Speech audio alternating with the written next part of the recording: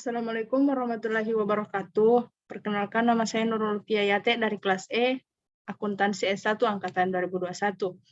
Di sini saya akan mempresentasikan sebuah materi yang berjudul Kebijakan Moneter. Bisa dilihat.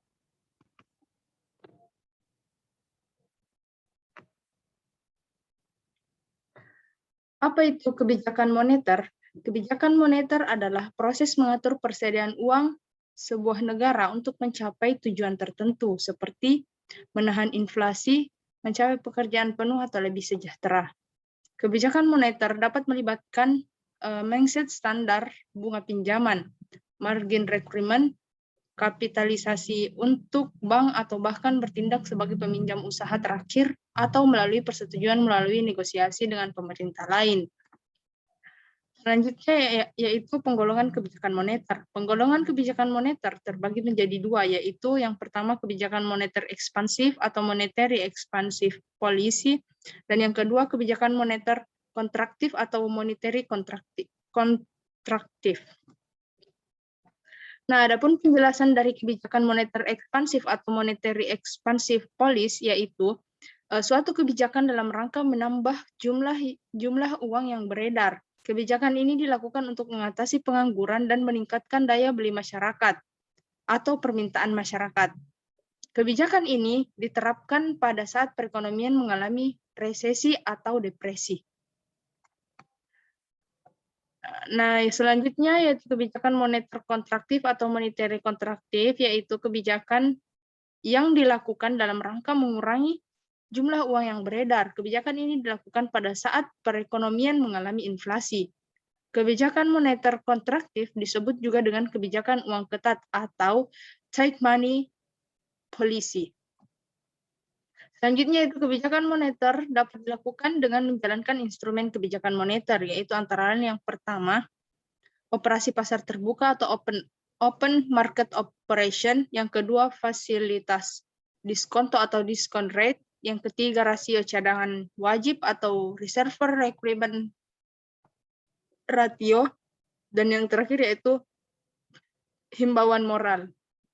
Adapun penjelasan dari instrumen kebijakan moneter yaitu yang pertama, operasi pasar terbuka adalah cara mengendalikan uang yang beredar dengan menjual atau membeli surat berharga pemerintah atau government securities. Jika ingin menambah jumlah uang beredar, pemerintah akan membeli surat berharga pemerintah. Namun, bila ingin jumlah uang yang beredar berkurang, maka pemerintah akan menjual surat berharga pemerintah kepada masyarakat.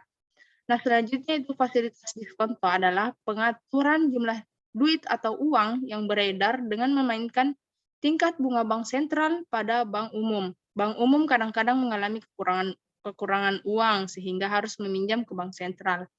Untuk membuat jumlah uang tambahan, pemerintah menurunkan tingkat bunga bank sentral, serta sebaliknya menaikkan tingkat bunga demi membuat uang yang beredar berkurang. Selanjutnya itu rasio cadangan wajib adalah mengatur jumlah uang yang beredar dengan memainkan jumlah dana cadangan perbankan yang harus disimpan pada pemerintah. Untuk menambah jumlah uang, pemerintah menurunkan rasio cadangan wajib. Untuk menurunkan jumlah uang beredar, pemerintah menaikkan rasio. Nah, yang terakhir yaitu himbauan moral adalah kebijakan moneter untuk mengatur jumlah uang beredar dengan jalan memberi imbauan kepada pelaku ekonomi.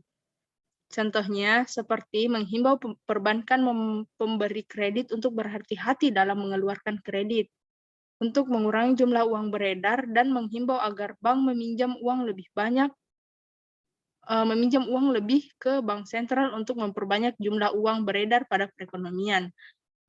Selanjutnya, adapun tujuan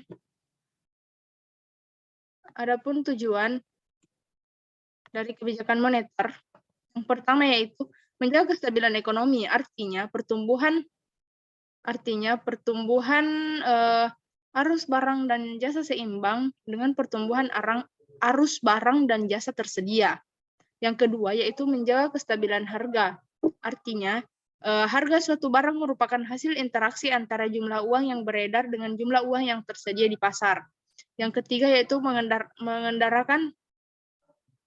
mengedarkan mata uang sebagai alat pertukaran atau medium of exchange dalam perekonomian. Yang keempat, mempertahankan keseimbangan antara kebutuhan likuiditas perekonomian dan stabilitas tingkat harga. Yang kelima, distribusi likuiditas yang optimal dalam rangka mencapai pertumbuhan ekonomi yang diinginkan pada berbagai sektor ekonomi.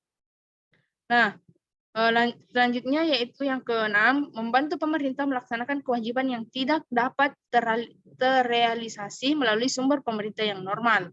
Yang ketujuh, meningkatkan kesempatan kerja pada saat perekonomian stabil, pengusaha akan mengadakan investasi untuk menambah jumlah barang dan jasa sehingga adanya investasi akan membuka lapangan kerja baru sehingga memperluas kesempatan kerja masyarakat. Dan yang terakhir yaitu memperbaiki neraca perdagangan kerja masyarakat. Hal ini dapat dilakukan dengan jelas